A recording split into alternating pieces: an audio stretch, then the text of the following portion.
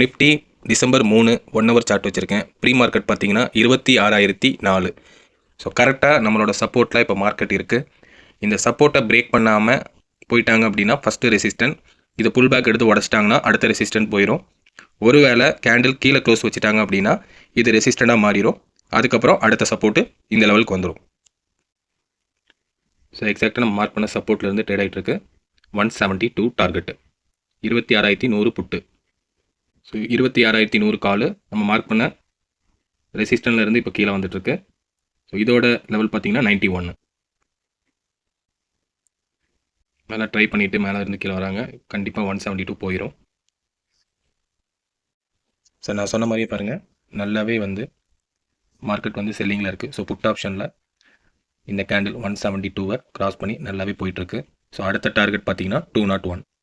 So இந்த இடத்துல ஏதாவது ஒரு புல் பேக் எடுத்ததுன்னா 201 ரீச் ஆயிரும். இப்போ பாருங்கள், இந்த புல் பேக் எடுத்துருச்சு. இப்போ இந்த ஹையை தாண்டினோடனே ரொம்ப ஸ்பீடாக போய் இந்த 201 டார்கெட் அச்சீவ் பண்ணிடும். ஸோ புல் பேக் எடுக்கிறாங்க, அதே லெவலில் இந்த ஹையை கிராஸ் பண்ணும்போது ரொம்ப ஸ்பீடாக போய் இந்த டார்கெட்டை அச்சீவ் பண்ணிடுவாங்க. எவ்வளோ தூரம் இந்த புல் பேக் வந்து நின்றுட்டு இதை கிராஸ் பண்ணுறாங்க, எவ்வளோ ஸ்பீடாக போகுது பாருங்கள். 201 எவ்வளோ ஸ்பீடாக போகுது பண்ணிட்டு பாருங்கள். இந்த இடத்துல புல் பேக் மட்டும்தான் எடுக்கணும், அதுக்கப்புறம் நல்ல ஸ்பீடாக போயிடும். சார் லெவல்ஸை மார்க் பண்ணுங்கள், மார்க்கெட்டில் ரொம்ப நேரம் டைம் ஸ்பெண்ட் பண்ணுங்கள்.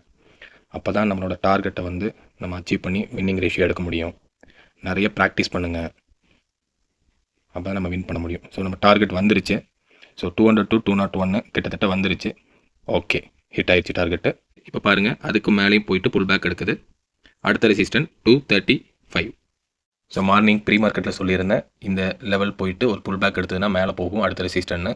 ஸோ அங்கே போக முடியாமல் இந்த லெவல்லே ரிஜெக்ட் ஆகிட்டு சப்போர்ட்டை உடச்சிட்டாங்க. ஸோ அடுத்த சப்போர்ட் இங்கே வந்துடும்.